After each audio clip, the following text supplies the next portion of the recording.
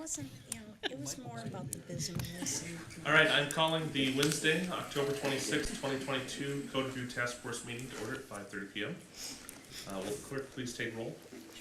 Sarah Albrecht. Here. Tim Hall. Present. Donna Jensen. Here. Golden. Andrew. Here. Nancy. Here. Okay, Mike O'Brien. Present. Steve Roush. Here. Joshua Walls. Here. Shelley Ward. Here. Thank you. Members of the public may attend in person or participate online at zoom.us/join, meeting ID 854-6417-5488. Once you log into the meeting, please use the chat feature to tell the moderator you wish to speak to an item. More information is available in the agenda packet and on the city website. Now on to the agenda. Item 1 is the adoption of the agenda. City clerk, does staff have any changes to the agenda? No. Do any task force members have changes? May I have a motion to adopt? Moved by Donna, can I have a second? Seconded by Godin. All those in favor, please say aye and raise your hand. Aye. Motion carries. Item 2 of the agenda is approval of minutes of the September 28th meeting. Does staff have any changes? No. Do task force members have changes? May I have a motion to approve the minutes? All right, moved by Shelley. Can I have a second? Seconded by Donna to approve the minutes. All those in favor, please say aye and raise your hand. Aye. Aye. Motion carries. Item 3, review outstanding items. Any updates? Staff has no updates. All right, thank you. Item 4, the agenda is questions and comments from the task force for Title 3, Chapters 29 through 32.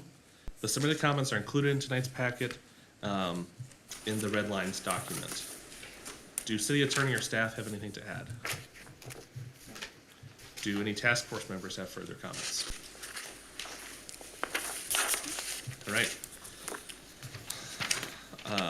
Item 5, which is our main item on the agenda tonight, is the review of Title 3, Chapters 29 through 32. These chapters were included with the meeting packet with staff's suggested edits. So that starts on, looks like page 9, and I think we'll just kind of follow our normal practice, which is to kind of go page by page and see if people have certain things we'd like to discuss. So we'll start with 329, 1, 2, and 3.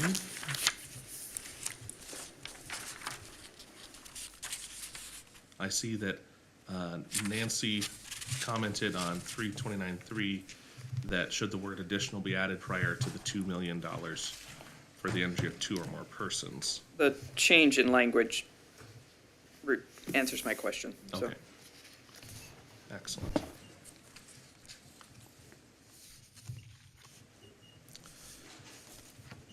And maybe we'll move on to page 10.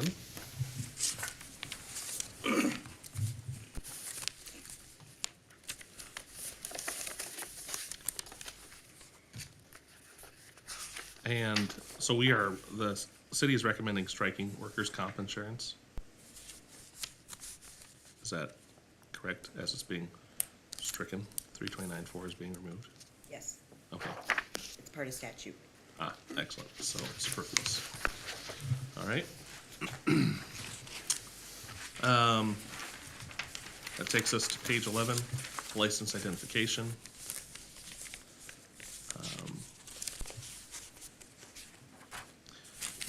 Nancy had a question on the hearing notice. Should there be more description about as prescribed in this chapter? Because the hearing notice regards licenses are somewhere other than 329. And I didn't know if I should take the word chapter literally, meaning 329, or if chapter refers to, I don't remember where we were lodging a lot of our descriptions about hearing notices and that sort of thing, or if you feel confident that we've got enough directly in 329 to cover. Double check that if it's chapter, if it should be in the code, broader reference. All right. We'll reconfirm that. Okay. But you're Erica? right, your observation is generally chapter would refer to 29, Okay. and title would be the 3. Title, all right. Erica? So I copied this language verbatim from chapter to chapter to chapter. So all the other chapters have the exact same language in it.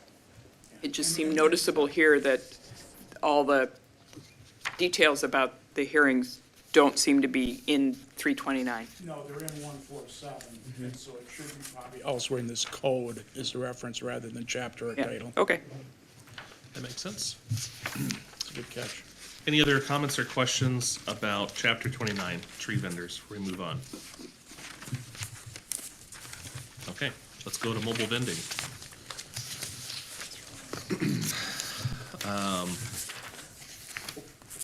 Anything on pages 13 or 14?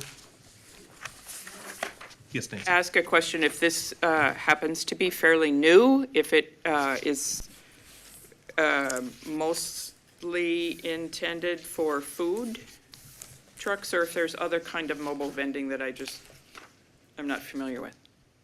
I think it's mostly intended for food trucks. It was adopted in 2013, so it's Okay. relatively new. All right. Steve? Question on 335F. Okay. So kind of food trucks, right? Why do we have a requirement about convicted of any crime? It's a good question. Seems a little, why is that material is my question. Mhm. I'd want to make sure they pass the Minnesota health requirements more than whether they've, had some misdemeanor on their record. Chris?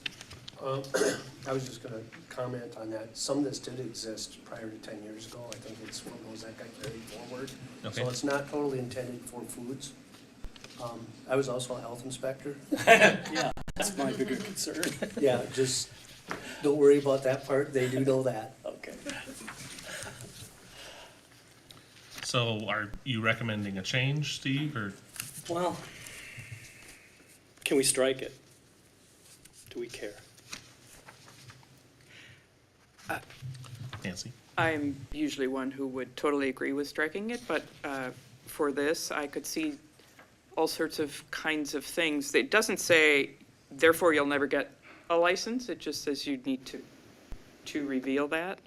I mean, there could be, maybe they are assaultive to people and they're gonna come out of their food truck and beat you up or something, that you might wanna know when you're reviewing them for a license. Who decides then? Is that the city manager? Let's say they had a jaywalking conviction. Well, it says other than misdemeanor, so. Maybe. Other than traffic. Yeah. Gordon? To me, yes, you had a criminal conviction or whatever, but we call somebody sent to jail, we call it correctional facility. And supposedly when he comes out, he's corrected, or he or she's corrected. So shouldn't we allow that person to be part of the society and,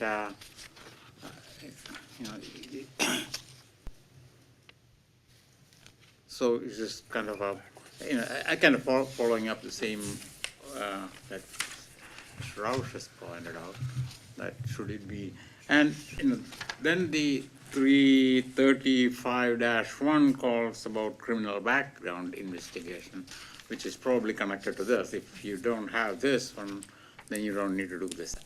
I'm just, because I am all for trying to get the people back into society, not just convicted and, written out all the time. That's kind of, is there a risk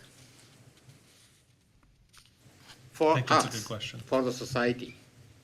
Shelley? I think, based on what Nancy said as well, that there absolutely is a potential risk. These are peddlers of any sort of goods within the city, not just food.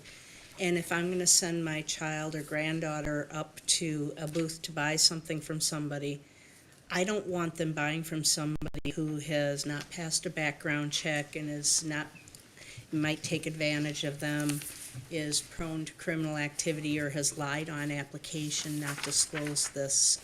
I think it is a safety issue, and I think we've pretty much decided previously that all city applications for any sort of a license, there seems to be a background check requirement. I don't know why we would waive that or waive the disclosure in one case. I think that language should be consistent throughout the code. I personally think that the risk to the greater public is quite reduced. We've had good discussion regarding massage therapists, but that's not what we're talking about here. I mean, is there risk the food truck vendor could assault you? Sure, but there's the risk the employee at Subway, who isn't responsible to get a city background check, could also assault you. Or, I mean, I could too, right? And I didn't have to go through a background check. Right, but you're not licensed by the city, and the city isn't liable for anything tied to a license they've granted you.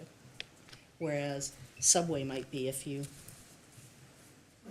got assaulted there. Sure, and they would certainly be liable as well, criminally and civilly.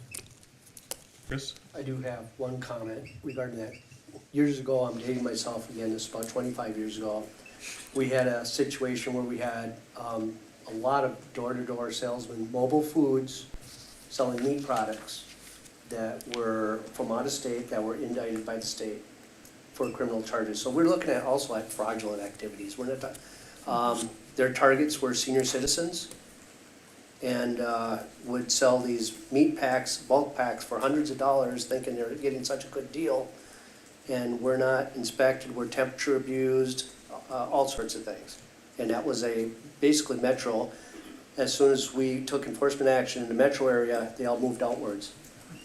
So there's some credence for why we want to take a look at people who are operating in the community with more fraudulent activities than what they're trying to sell. Just making a point of that. So is there I think that perhaps F is a bit redundant when we have the requirement for a criminal background investigation. You would think the criminal background investigation would reveal their criminal activity. Okay. That doesn't preclude you from getting a license, does it? Right. I mean, there was a group, it was called 9 to 5 Beats 10 to Life, it was a food truck. It was hugely popular for many years, and it was this company that hired people out of prison and gave them jobs. And they were at art and all that jazz, they were at Fire Muster, there were a lot of Burnsville festivals. They got in without the permit because of the blanket permits issued to our legacy events, but we never had a problem with anybody doing anything. In fact, their food was really good. So, I mean, as long as it doesn't preclude them from getting a license, because then you take away any second chance, and that I would have a real hard time with. There's other controls in place Yeah, too. exactly. I think that would address that. Nancy? Would it feel better if we limited this to just giving authorization for the city to do a criminal background check, or are you against the whole background check too? No, I think that's fine. I was just, the food industry tends to be a second chance for a lot of people that may have done some time for various reasons. I just hate to preclude opportunity for them, because if you have no opportunity, what would you then do? You might go back to crime, so, yeah. Well, and I think the important thing to note is that it doesn't say they can't get a license. Yeah. It just says they have to disclose it. So could the city give me an example of a type of criminal behavior with which the city might reject a mobile vendor's application? Habitually spitting in people's food? Not my call. Counsel? Could be a fraud conviction, as Chris said earlier, and some other sort of business of selling outwardly to residents.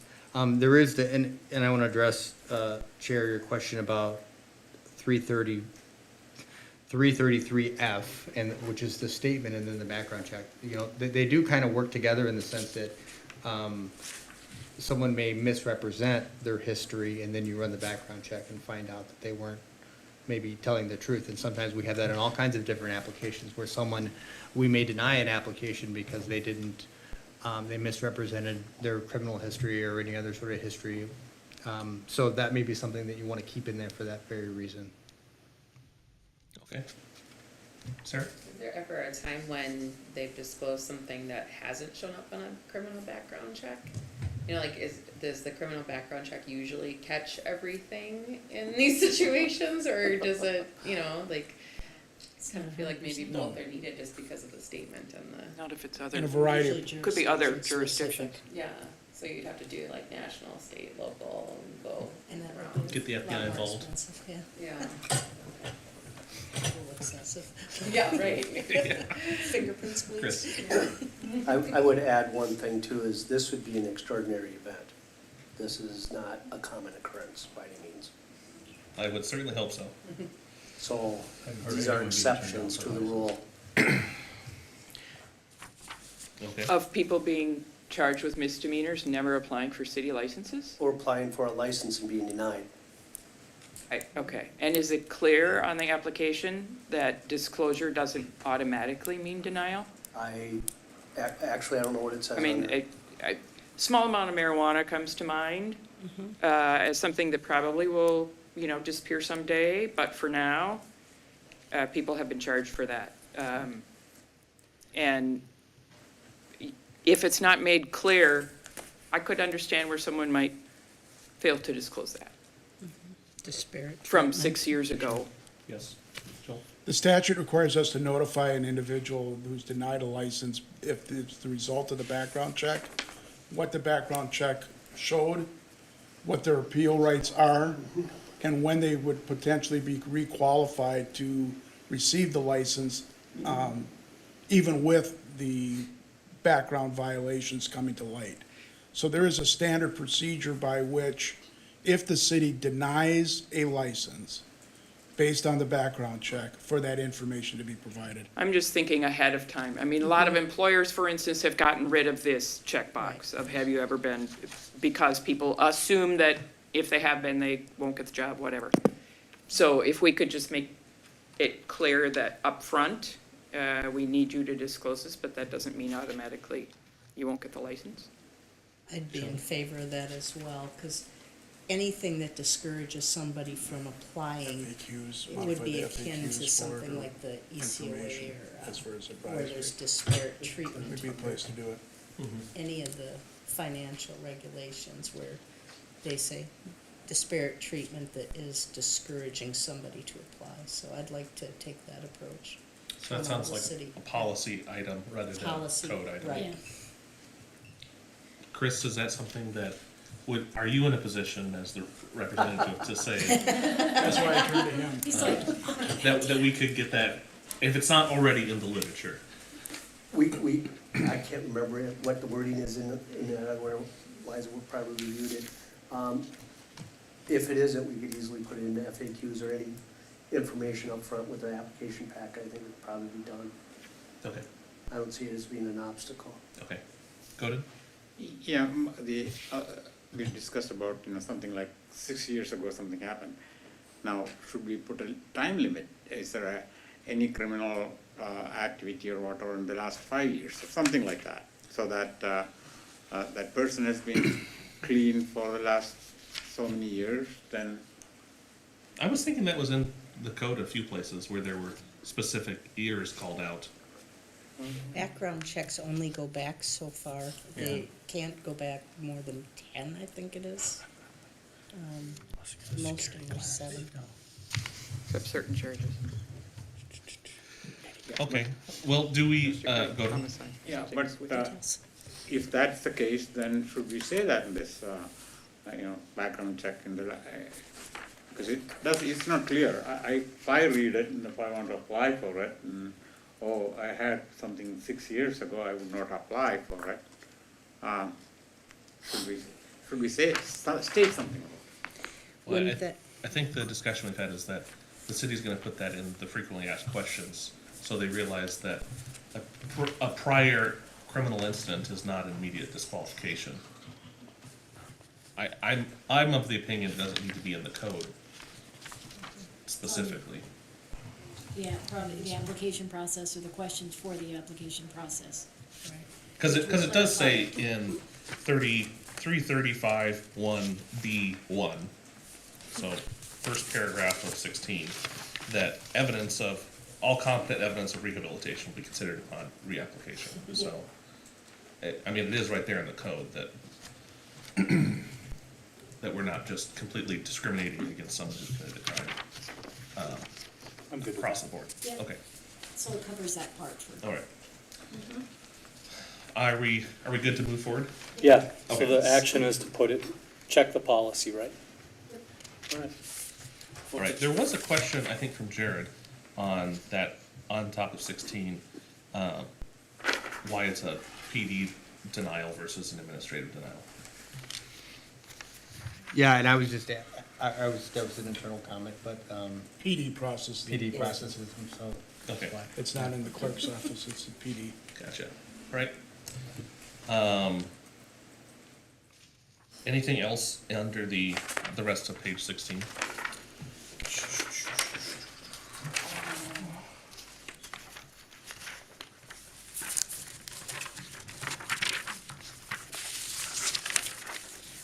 All right, then let's look at pages 17 and 18.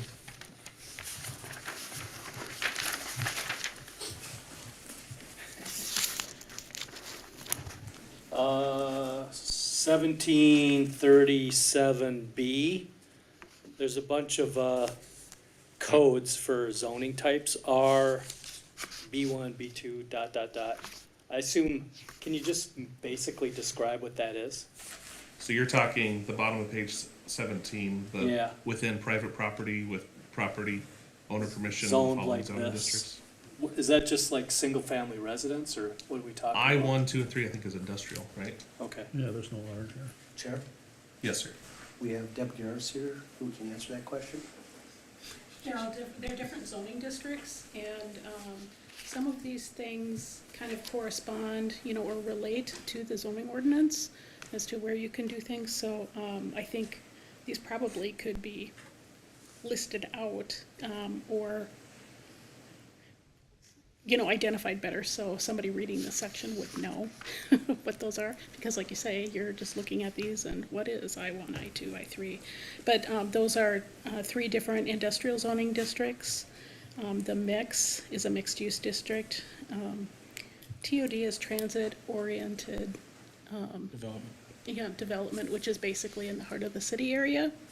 And then all of the Bs are commercial zoning districts. And GIM is our gateway industrial medium, and that is part of the Minnesota River Quadrant. It's generally the area adjacent to the west side of I-35W, and then north of Highway 13, kind of in that area. Would church parking lots be included here? Is that industrial? No, churches, they can't be in industrial zoning districts anymore. They are generally in residential zoning districts is where they're located, but they can be in some of the business zoning there's one districts as that's- well. On Nicollet and 13, or Nicollet and 130th. Faith Covenant. Yep, Yeah. that's So a that- residential We zone. allow that, correct? Yes, that's a residential zone. And that's in here. It's one of those codes, right?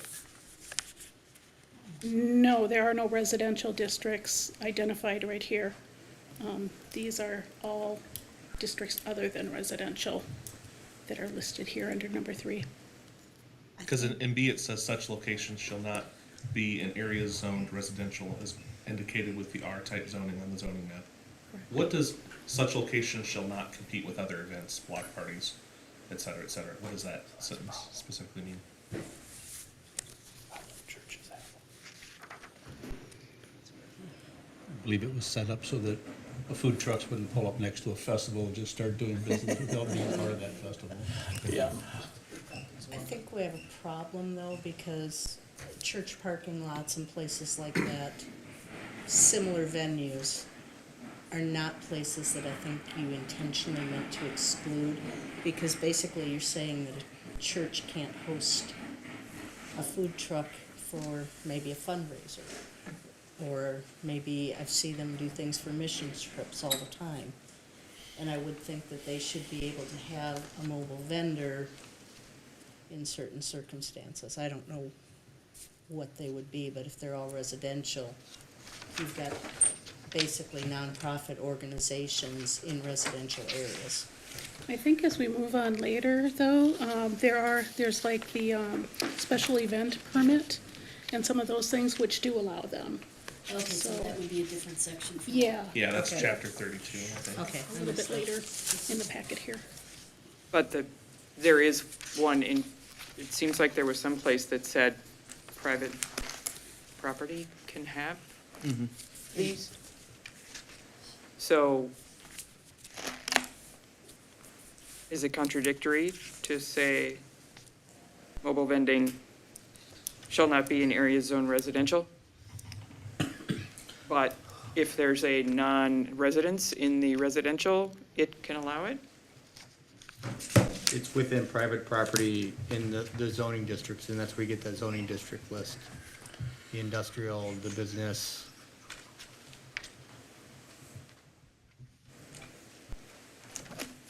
So, I am reading that, I am looking at 337B.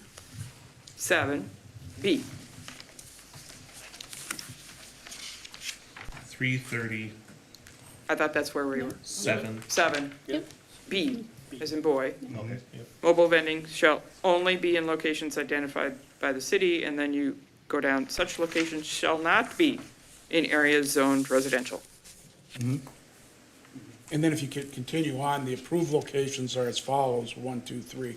right, 3 is the one that mentions private property and then the zoning districts. So those override what was just said. No, No, it's within Clarification. private property with property owner permission in the following. So Which I are would- not residential districts. so, So is that, I don't want that food truck to be out of compliance, I guess is what I'm saying, but it sounds like it is. If you look at then, keep going down to D on the next page. Then you have another situation where you would allow it in any zoning district under approved block party or special event, which is what Deb mentioned. Right, but it's not a special event. It's just there every day. Well, yeah, then it would not be allowed generally in a residential zone. If I wanted to run a food truck in your neighborhood, that would be generally a violation. Right. Because then, I mean, I think the idea there is that food truck is in effect a commercial enterprise. And we generally try to reserve the residential area for uses that are consistent with the residential use. But with special events or block parties, the idea was that would then be allowable, like an ice cream truck or other type of, food truck for an anniversary or a wedding Yeah. party or something that someone has in their residential area. But generally speaking, it probably doesn't come up much because you wouldn't generate the traffic necessary for the business or the food truck operator to do that in the most likely event. Right, this might be a very particular situation. It's across from Centennial Park. It's in a very large parking lot. I don't think the vacant house across the way is impacted. No, I don't want it right down the street from me, right, it's fine. but it seems fine where it is, so, But it doesn't, it's not consistent with the code, right? all right. So is it, where, I mean, I'm not familiar with Right on this. Faith Nicolay. Covenant Church, Uh-huh. What are they? parking lot on Nicolay Okay, and 130th. so basically you're reporting I- an activity that isn't I do not want in compliance, anyone yeah. to show up at their place tomorrow saying, Right. gee, do you have the appropriate? Isn't that church in the And TOD maybe zone? they do have a license, I don't, or maybe they have the special No, I permit? don't think so. I don't think that's, Well, they did that whole Transit-oriented. all the lighting changes and everything, Yeah. because we, Pretend you I know. don't think it goes quite that. I think that's a good Far point. We south. don't want somebody to be out of compliance for, So I think But I also, that what I'm hearing is the church or the civic group that is gonna have a special event, that's covered in special events. But generally, as a matter of practice, you can't have a food truck in a residential area, period. I think that seems reasonable, personally. well, people bring them in for house parties. Sure, but that's a special Yeah, event. that's a special, yep. Yeah, not just doing business regularly 9 to 5, Right. 4 days a week. Then you have the ice cream trucks. Go through our neighborhoods, and the kids love to run out to them. What do you do about that? Let them be. If you can catch it. You can catch it. They don't drive that fast. Okay. Are we good on that discussion? I think so, since it's covered in the special sections. Yeah, I think they're out of compliance, and I'm just sorry that, I don't want anything bad to happen to them, because they seem like really hardworking, good folks, They are. and their burritos are very good, so. Well, they may not be there. They may not be thinking about it. I assume the church gave them permission. Right. They did. Okay, so, moving forward on to pages 19 and 20.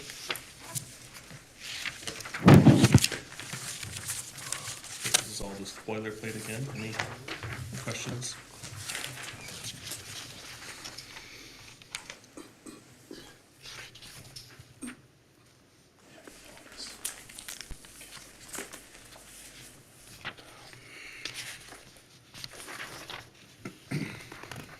This 19 and 20 are basically almost like a repeat in every section, right?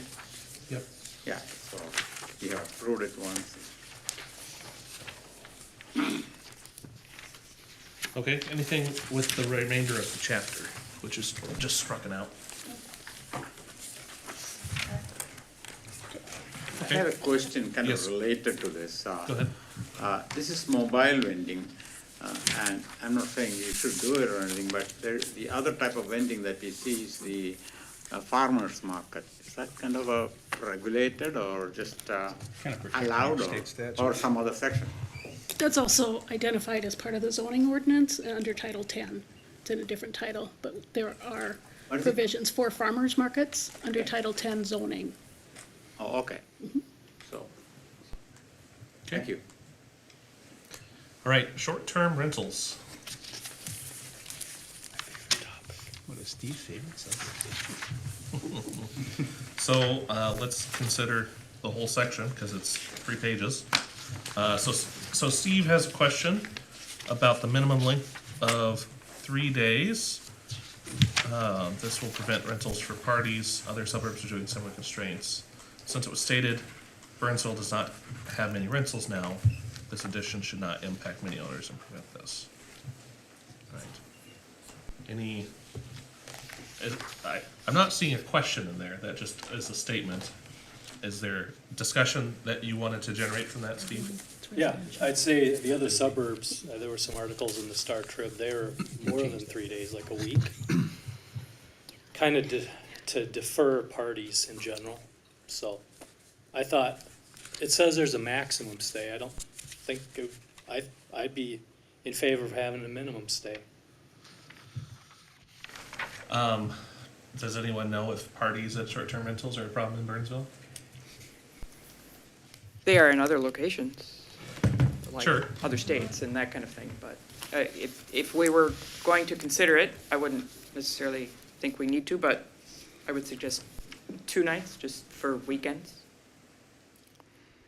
Seems reasonable. I mean, I think it's a reasonable idea, but if there hasn't been any issues, then why change the statute? So if anyone can point to an example, even anecdotally, of a out-of-control party at an Airbnb in Burnsville. Well, right next to our house, there's been groups, Okay, so, yes. all right, thank you, that's what The I'm looking strong for. smell of marijuana was enjoyed by the neighborhood. And everyone was happy. Okay, Yeah, it depends if this will come back as strong too for a marketing. But If this will come back as strong in marketing, because there's a whole industry that's developed out of this in the rental side. So where that, they'll take your vacants and rent them kind of like a B&B in the apartment community. Now you have single-family homes that are in the rental side. So that's just something to keep back in mind, that you do want to have something in place. Because we had it where one park, we found on Facebook that they were renting out their B&B. Well, our lease does not permit that. But here you go, how you have that there and that potential there that you want to be able to address when it does come up on that, because you don't know who they're gonna put in or what could happen with it. so are you supportive of a minimum?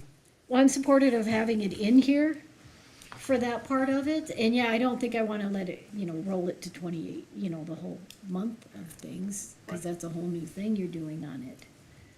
So trying to find a middle ground, I think there'd be a little more research maybe, since we don't seem to have the vast knowledge of it, is what's been the other experience on it. Cause I know the market's out there, and once things change, it gets more, and these are companies that are funding themselves based on this process. Can you explain that market to me one more time, please? It's companies that are coming into, for example, the rental communities and saying you have 30 vacants, you have 15 vacants, 20 vacants. We'll take this many of those vacants and turn them into B&Bs, Short-term. short terms. Short-term rental. And we'll handle that and roll this around on that part. So if, it could be, well, if some people are investing in single-family homes rentals, those could end up into that, because it may be lucrative, and I don't want to stop them from business, but at the same time, there needs to be something in place to kind of monitor this. And since Burnsville doesn't seem to have much for history on it, it might be helpful to kind of get an idea of what is done otherwise, without making too much of a headache for ourselves, but also being aware that it exists. And then how many are not reported? And I think there's some validity here. If we've got one homeowner in the community that happens to be a member of the task force that is having this problem, the odds of it happening in the community at a greater level than we're hearing about here are also significant. So I would suggest that maybe we consider that a little more Okay. in the minimum stay. Question for Jared. 3 Yeah. days, I think, is probably prohibitive, but the weekend, like Nancy suggested, sounds, Doesn't our ordinance require the owner to be living on the property to have an Airbnb?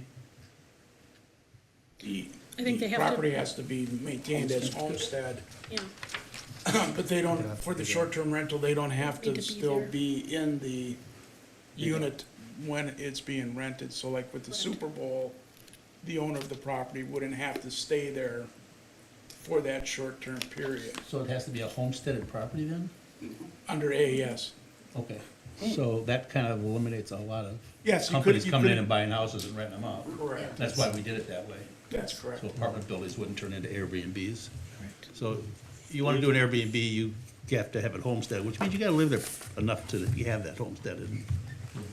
Is that stated in one of the paragraphs where it's a requirement to be homesteaded? 331-3A. Yep. First sentence. Homestead, okay. I think that addresses Donna's concern. Chris, do you remember how many short-term rentals we have in the city? I thought it was pretty I'm darn looking small. at the list as you speak. We have a total of 7 as of October 3rd. And does Steve live near any of those to cross-reference? No. Apparently.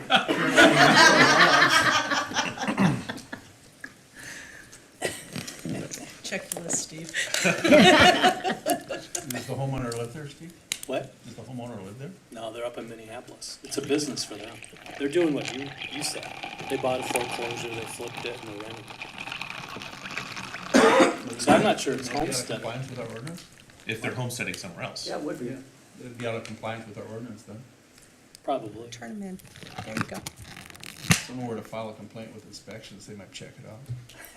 If they file a complaint. If they file a complaint. If they file a complaint. All right. Well, I would certainly entertain a motion if someone wants to propose a certain number of days, but otherwise, I'm not really hearing a strong consensus on that. So you want me to do one? If you want it, I do. okay? Amend 331-3 after the last sentence. It says longer than 30 days or less than 2. I'll second that motion. Can I interject before you do that? Okay. The first paragraph is who needs to get the license. If it's over 30, it's a hotel, doesn't need it. If it's under 30, they've got to get the license.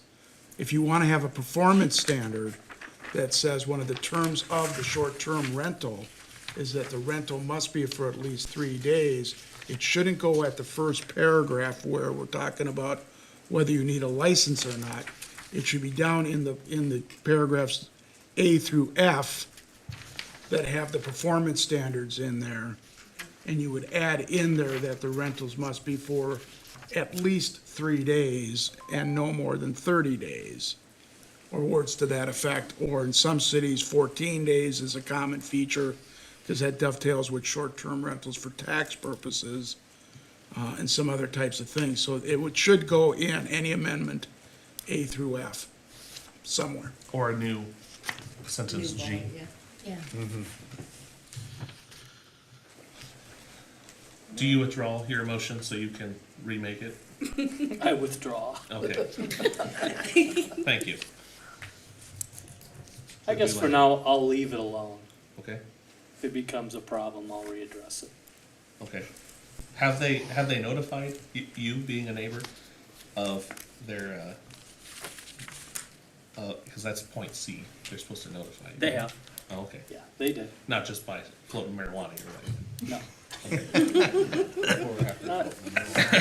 They're realtors, so yeah, Okay. this is a business for them. Okay. All right. If we're fine tabling that point for now. Yeah. I was curious on violations. Unlawful acts seems to be redundant. Jared, do you think that or Joel, do you think we could remove 331(4)(a), the sentence unlawful acts? It'll be illegal to do anything that's illegal, basically, from, I think we can. okay. Does anyone disagree with that? I don't think it needs Okay, clarification. so, Erica, please strike A. It should be illegal. All right, and then Jared made a comment that E is redundant of section 3. So, Jared, would you recommend we remove E? Let's see. Sure I didn't already make that edit. Let's see right here. You've raised the issue, but you didn't strike out the language. But I think you could do that, Mr. Chair. Yes. Okay. So let's strike E as well, because it's been flagged as redundant to section 3.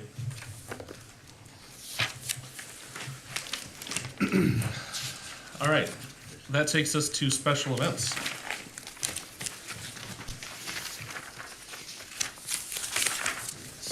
Nancy? Similar to another question, what are special event? I mean, I know, city-sponsored kinds of things, but, for instance, some neighbors block off their cul-de-sac once a year and they play their music very loudly. They think it's great. Is that actually a special event, or are there things in between that I don't know about? I mean, what are? Yeah, that would be a special event if they apply to the So, permit. that's one of the defined terms in 332 of a block party or, neighborhood event would qualify for that. It's So a temporary indoor, outdoor sales, uses, or events, residential neighborhood block party, community event, legacy event, civic or religious celebration, school or daycare registration or employee celebration or recognition event, whether conducted on private property, public property, or city right-of-way. So it's pretty all-inclusive.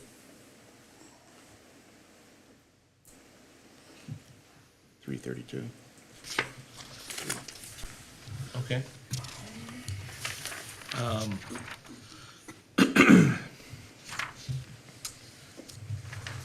I don't actually recall seeing any questions No, in the whole section, small balloons. aside from how are searchlights defined, or do they need to be defined? Inflatable I'm not gonna devices. engage in that. I know it when I see it. Right. Okay, There was a comment on page 33 from city staff, from Regina, about banners. But I think the banners here are different than section, Title 10. I think we should leave the addition for banners in here. So keep A through D? Yes. Okay.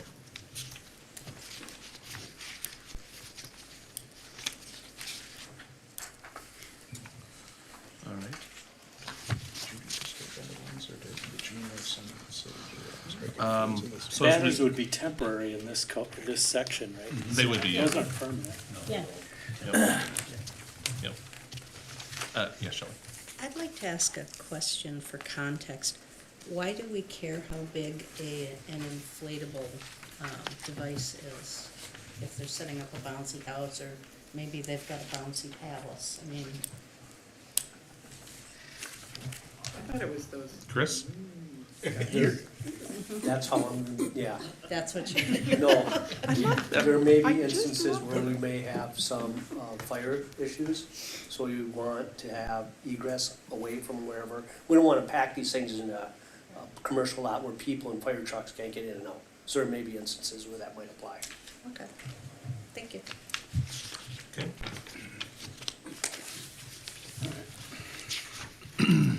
I think generally I think I had another, so let's move forward to page 38. Question, well, from Regina, can we delete the on-premises signs for legacy events, falls to park, government, school property?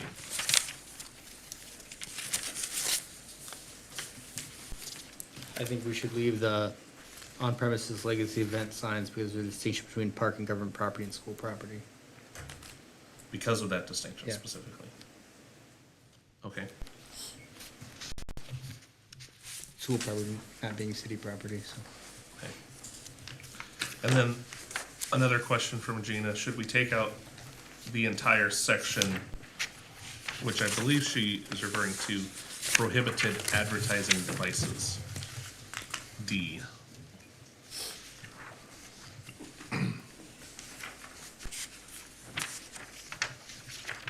Which would affect, make those lawful.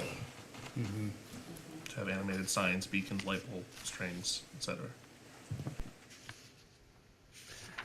But again, this is, okay, so this is temporary. The only thing I'd strike is peanuts, you don't want the mess. Who wants to clean Nobody that wants up? to clean that up. You know where it's going, right out in the street. So I'd recommend on 1, strike the word peanuts, or leave that in either. Isn't that penance? Penance. Penance. Add the word peanuts then. Let's not have that. My glasses must be bad. How long you been living next to that house? Pretty soon it'll be legal. Smoke coming that way.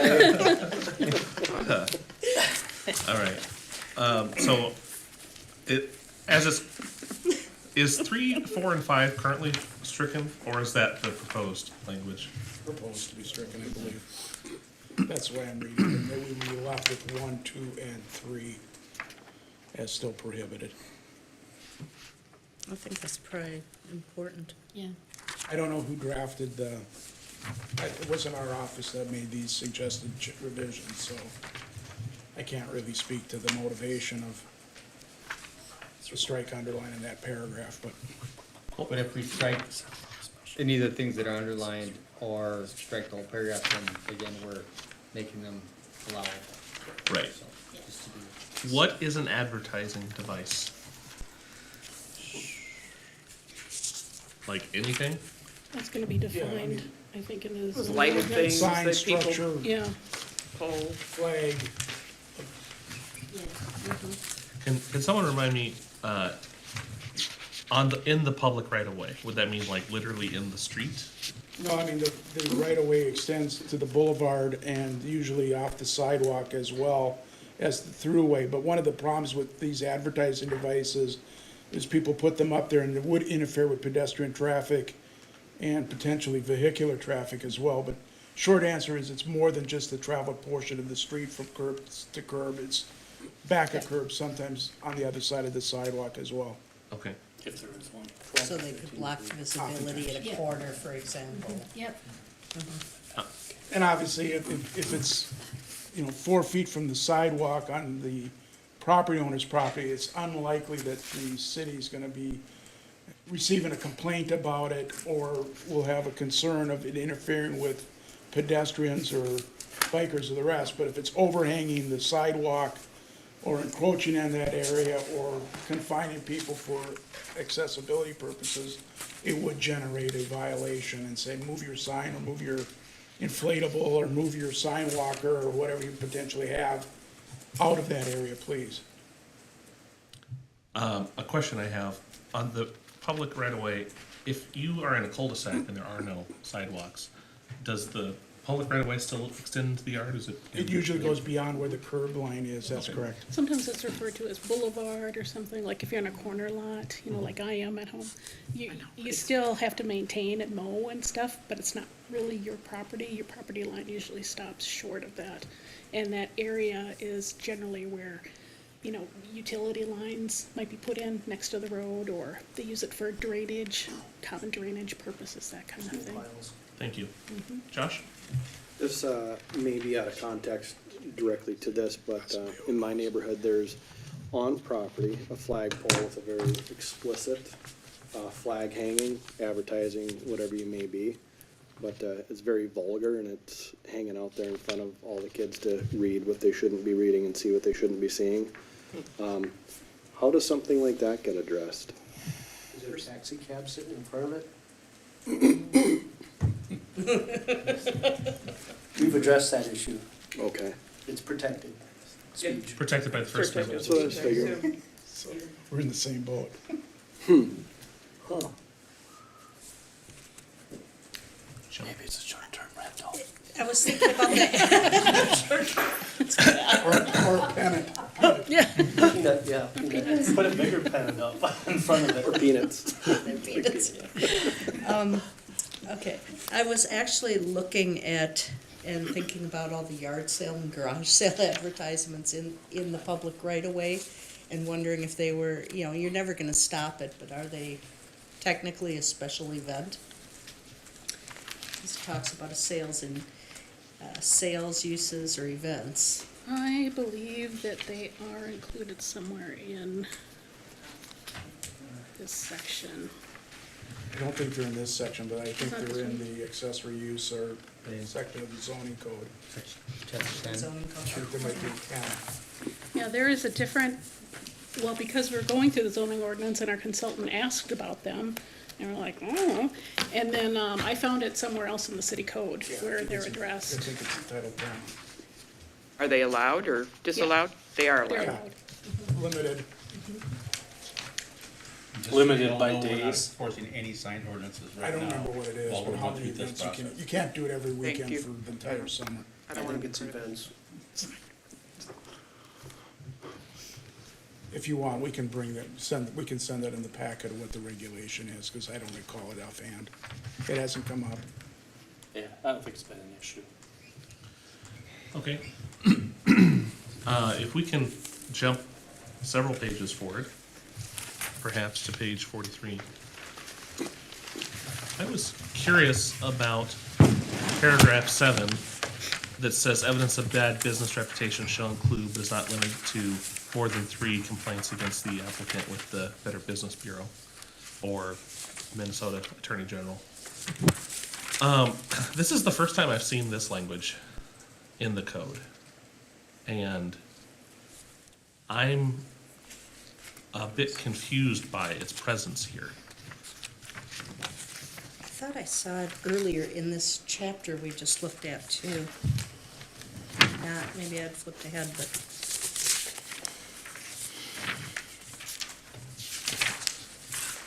And especially, and maybe I'm wrong and I've lost the context, but I mean, the context here is a special event. So my neighborhood block party is not gonna have a Better Business Bureau file. And if the AG knows about it, I've probably gone to jail, so. But that's not the only kind of special event. All businesses and things can have special events. Not that, you know, I'm not saying one. Sure. Anyway, you know how this is in, but Carnival can come in with a special event. I'm wondering if 7 should be removed, because this seems like a much higher standard than we've enforced anywhere else in code. Our code has been, you do a criminal background check, and maybe if you've done business in other cities, you have to tell us where, and we see if you've been a reputable business person. Chair, I think it's correct that sort of 5 and 6 in the same section have shown up in other licensing schemes, and it's very consistent with, other business licenses we've had, but, number 7 is different, so. Would Sorry, 7 be Miss- kind of like they do the music on Buck Hill? That would be a special event, right? It's too loud and then people complain That's not, 3 times, then is that kind of the intent of this? It would work for that, yes. I mean, and that was one of the issues that came up. If the summer series concert events Yeah. generated a substantial number of complaints or issues, then the next time the individuals would come in, the council would have a basis to deny it based on operational issues that you've had the last couple times that you've had that event. It is unique to special events, and it is kind of reputational, broader than a mere violation. I don't recall what the origin of the language was. Man, just trying to say, why would it be there, yeah? I don't know. I mean, I would suggest with the if you are a very loud party and you violate the noise ordinance, then 5 will get you next time. I think that, I'd like to see 7 removed. I think it goes too far. I'll move that. I move to delete 7 from code. Can I get a second? I second that. Seconded by Steve. Any debate on the item? Pro or against? I guess I'd like to understand the relevancy. I mean, I can see the complaints filed with the city, but the Better Business Bureau, the AG, those aren't the people I'm calling if I've got a problem with a city event here, to be perfectly honest. I think it's kind of an odd thing here. I agree with that. I'm not sure I would want to take away the entire clause. Is this somehow related, like to some of these folks that are selling bad meat out of their trucks and those kinds of things? I'm looking I don't at- remember exactly. This is more the this special came up. event Yeah.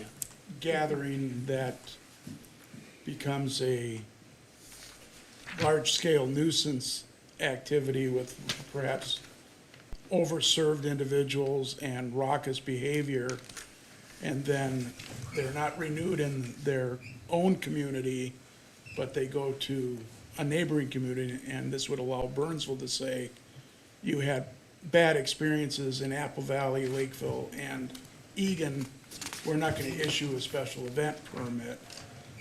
Again, I don't know how unique or rare that circumstance would be, but that would be the scenario that I could envision. This is kind of the Catch-all. catch-all that you've had a bad track record in other communities. We're not gonna give you a chance to add to your list of cities that have experienced your bad behavior. The preceding 12-month situation, that phrase more likely is someone who's had the block party or the event and had marijuana wafting to the neighborhood and had an issue or something that people say, Those big can't concerts keep at doing some it. of the bars, restaurants. possibly, This especially. is just so specific, it's like it's because there was a problem. I'm wondering if it wasn't some I of don't our know Highway what that would've 13 been. restaurant bar Yeah, activities in the is past. that, yeah. That had the special events that caused the traveling circus not to come to town. Chris? Is that the bowling alley? I think it's more targeted also, and this has been my experience with certain carnival groups that are traveling.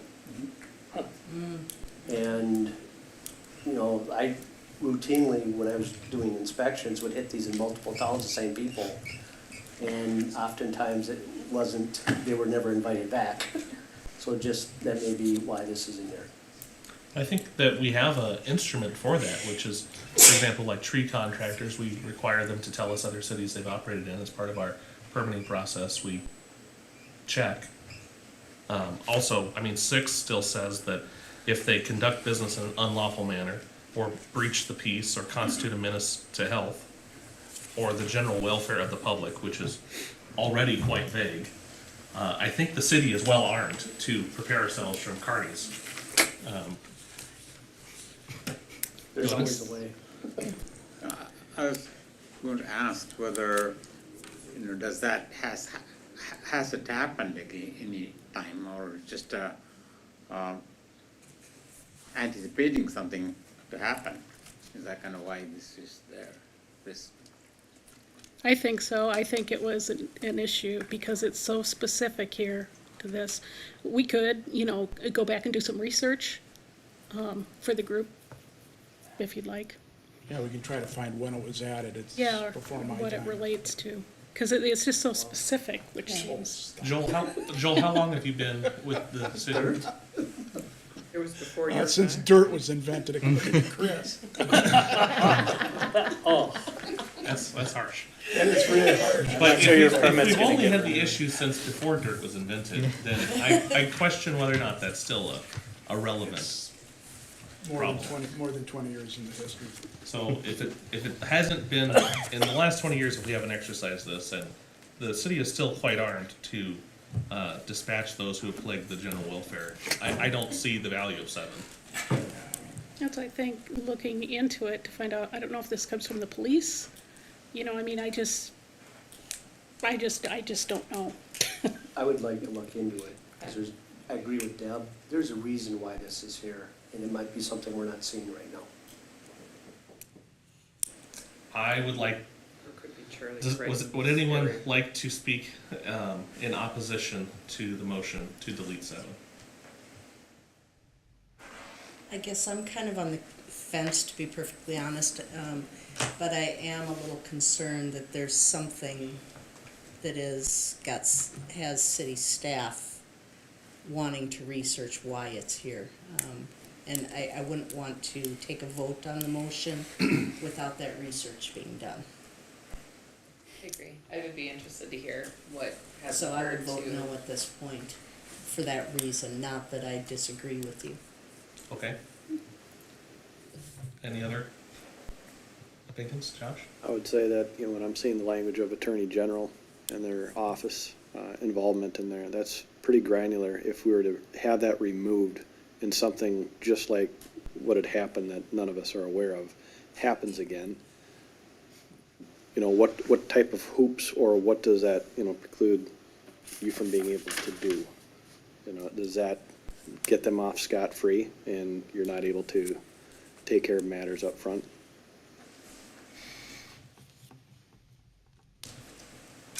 Seems like it's pretty girthy.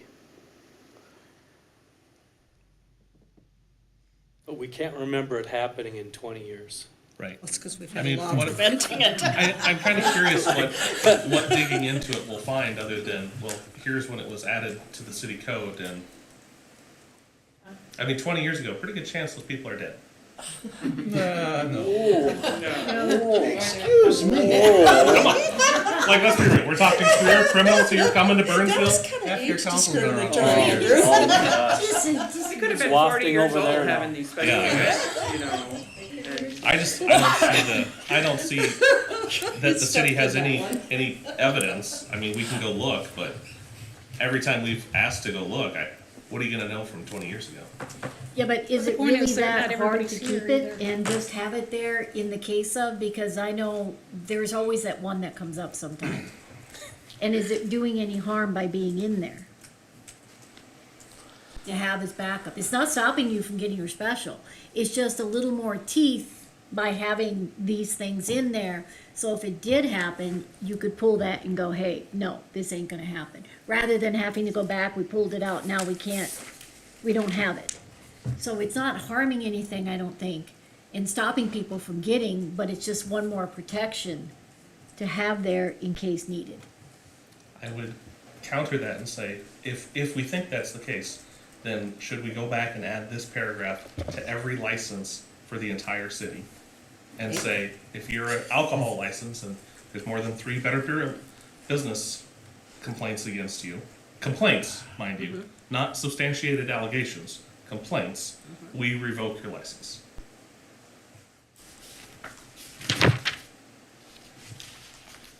I don't know that revoke would be the right, but we could deny a license maybe.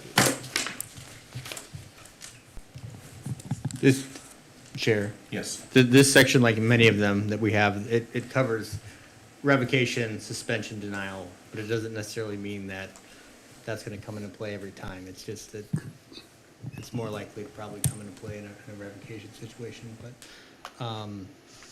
or not a revocation situation, but an issuance situation. Okay. That's a fair point.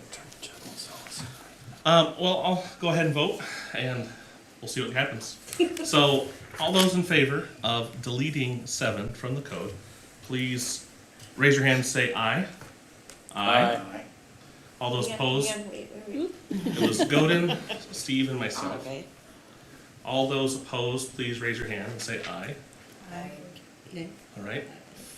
5. That was nay, right? That was an aye. Yeah. Nay. Yes. Nay, yeah. Okay, the motion fails. Okay. So would we like the city to go dig into the annals of history?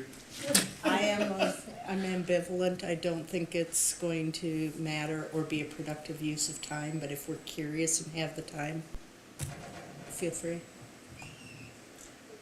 Okay. I think it would be useful to know how it occurred, so that, and maybe also what, if we did remove it, is there any additional research that we can find that would maybe open up a hole for us, you know, with the removal of that, you know, we aren't seeing right now. Okay. Well, Chris, are you comfortable? You were the person who said you wanted to find out, so I assumed that would be you. I have all these little scenarios going through my head of what ifs, which I haven't had answered yet. But other than that, We can take a look, Mr. Chair. Thank you. yeah, we can take a look. All right. I will say that, but I did have trouble trying to get into the city minutes today, so I don't know if I have access anymore. But That's Tom. I'll tomorrow. Go Did to, we have the Attorney General With the complaints? backtrack, I have an answer. Yeah, I I'm couldn't sorry, you do said it. you wanted to backtrack where?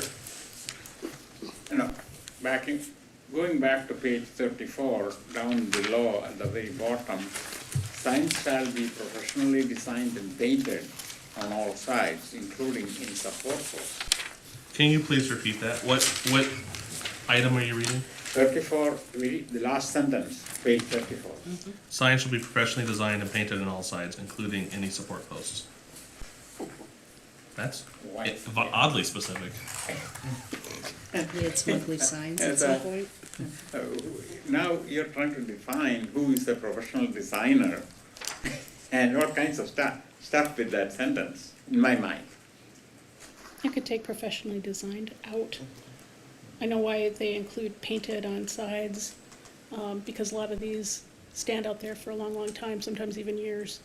So I know that's why they have the painting, but professionally designed is, But how could a Whose community, definition? how could a community event sign, which is a special event, stand there for multiple years? Because they're a special getting event. renewals, or if the council isn't Didn't get a enforcing complaint. it for some reason, or, Will the codes be? I don't know. So what would you like to see changed, Godin? What would you like to see changed? Support posts could be metal. Well, Should it be kept in good, I don't know, I good haven't thought condition? through what the process is, but when you say professionally designed, now you're trying to define who is a professional designer. I All think the kinds of stuff. adjective has a lot of leeway. Yeah. I think you're right, though, it's Aesthetically- subjective. Aesthetically pleasing or something like that, rather than professionally designed. that word is what. I think aesthetically pleasing is even harder. Yeah, I would It say. is, I know. If I hire my 12-year-old neighbor to do But it, I think that makes thing him is more that professional. the intent of this is to make it aesthetically pleasing, even without saying that. Or is it to prevent eyesores? Because I think there's a big difference between being pleasing and just preventing an eyesore. I don't know what the correct wording is, but this is kind of a, Josh? Or signage should just be maintained to Yeah. adhere to its original installation, I guess, as close as possible. Maintain in 'Cause good you don't know if condition, it's no peeling paint, no chipping paint. Anodized or painted Yeah. or baked enamel or whatever, it's Yeah. just So, try and keep it to its original intent. this is for a short time, right? This is for. yes, The language is Oh, is proposed that to what be it is? stricken It's only temporary. in paragraph A. sign should be sandwich board. Go, Stricken at just the strike two. But not proposed to be Propose stricken striking for two. the. It's only a temporary. Striking two. Just propose that. Yeah. Okay, go ahead. make Well, that- unless there's a, So we don't like. there is a way of saying Well, things. but it's not the the sandwich intent of board. this. That's number I know. one. I It's number couldn't come up two. with a good way to say what the intent of this Just is. get rid of it then. Oh, interesting. Unless there's a specific intent mentioned, I would rather get So rid of it. I don't know who did it. The chair. So council has just pointed out that A and B at the top are the same as 1 and 2 at the bottom. And A and B have been stricken, 1 and 2 have not. So, What is that? Well, let's leave it look then. at the very top of the page. A and B are stricken through. Maybe it was because it was duplicate. And stricken, thank you. And 1 and 2 are not. Perhaps we should strike them. Done. To match. Erica? A and B go with the off-premise signs, Yep. so, and then the community. But the logical consistency doesn't matter. If it's good enough for the off premises, then I would suggest it's probably good enough for the community signs. So, For 17 days or 15 Yeah, days. it should be the same. can we delete 1 and 2? Or actually, I'll go even further. Can we, because it looks like the thing is repeated, can we have community event signs aligned to the proposed strike-throughs that are in off premises? Because it looks like the list is repeated. Yeah, I would think we could just, can't you just call them both? There is still a requirement to take them down, right? We left that in? Okay. Yep. And now, Couple actually, weeks, that's it. think Like, 10 w- days. all the election signs have to come down in a couple weeks after, right? 10 days. Okay. Let's just make sure that's in. I'm taking down, just so you know. You're not running, are you? That's right. and the same language is in legacy event temporary signs as well. Yeah. So maybe the city could We'll just try to be consistent. Clean it up. clean and up the bring it language. back. Yeah. I'd like to review it again once they clean it up. Sure. Yep. Yep. Okay, so I think the city can take an action item to reconcile the rules on signs, dig into the Better Business Bureau, Steve's neighbor, and, okay. I believe that concludes our reading tonight. Are there any other points we'd like to make on agenda item 5? Okay. Next code review task force meeting will be November 30th, 2022, here at 5:30 PM, council chambers. Meetings will be typically held on the last night of each month. Our homework is to review Title 3, Chapter 28, rental licensing, which is included, well, actually is not included in this packet. It was provided in our packet previously. It's online. Yep. Comments need to be submitted by Wednesday, November 16th. And the city, Do we have that much left over that we need? It was a fair amount, Was it? but this, Yes, it yeah. was. Yep. I've blocked it from my mind. Yeah. It was yep, a- and the fire chief is gonna bring us a presentation. Yeah, that's, the big part was the fire section wanted to be here for Is that a that. question? I got a question in general. Okay, yes. So, it was a couple meetings ago, we talked about whether we're on the right pace to finish in the allotted time. Did we ever resolve that topic? Well, I think that, as I recall, people said they were expecting a 2-year commitment Yeah. when they signed up, and that we were looking at bringing in potentially a bit more content Right. every time we went through a review. And the city's gonna do the pre-review as they've been, so that we're having perhaps more productive meetings. Yeah, I think that's, I don't recall anything else from that discussion. correct. So are we on the right pace? We should measure that at some frequency, I guess. The 2-year, Well, are we reviewing enough material to hit the 2-year window? Is the question. I was told 18 months, just want to put that out there. Oh, 18. I was the one who brought it up, just, so, Yeah. yeah, anyway. Well, Okay. once we finish the rental licensing, that will be finishing up Title III, and then we can move on to Title IV. So with the rest of these chapters that we finished tonight, we'll be done. Once we conclude rental licensing, hopefully next month. But there are 10, aren't there, or 12? But we don't review the zoning one. Right, 10 Yes, and Right, 11. but even without that. And some Or of 7, is that them, what you said? Or subdivision. Oh, sorry. some of them too, like the septic to schedule systems, them, right? that needs to be Like- consistent with Dakota County With the ordinance, statute. so there would not be changes to that. You know, some of those kinds of things, so. 3 is a tough, Yes, that's a tough section. yes. Very tough. Yeah. So, maybe, would it be possible for the city to come up with a guess to what sections we'll be covering in the next 12 months? Okay. And 'Cause then I we think can that was evaluate it included, for, sorry to interrupt, I think that was included in that packet where we all discussed the timeline. originally, right, when we first started. Nope, So- again, when we just Oh, okay. talked about it a couple of months ago, that timeline wasn't included in that Bring packet. it back. Okay. And a lot, 7. So let's just 7 keep a days. measurement to make sure we're on track is the point. Nancy, do you agree? Yeah. Because you brought up the issue up. Yeah, I have no idea what you do if we're slowing down, tell people to quit talking. So Well, we'd have to go longer to hit the commitment. well, Well, we that could may do not really work either.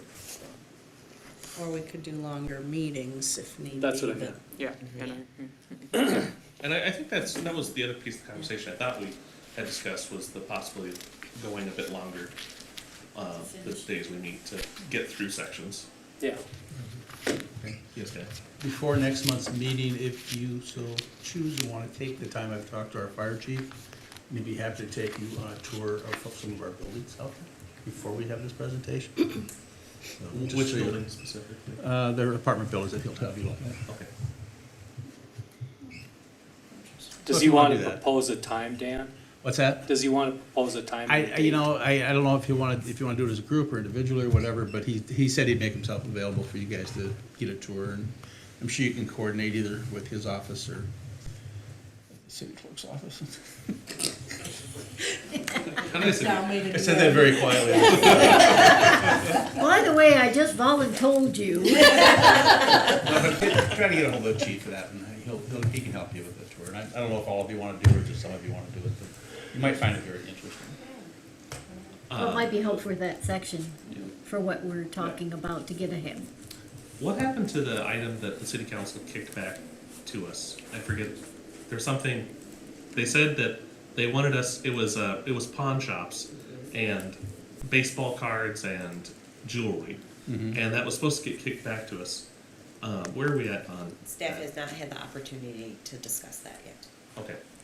And where are we at with THC? I know that you're on a working group for that, is that right? Well, the working group was done at the League of Cities. Right now, we're kind of a wait and see what the state's gonna do mode in the city, so we're not doing anything about it. Okay. All right. Any other items for discussion or further business? Just, I want to commend the city staff for diligently going through this and editing this for us. Just a comment. Thank you.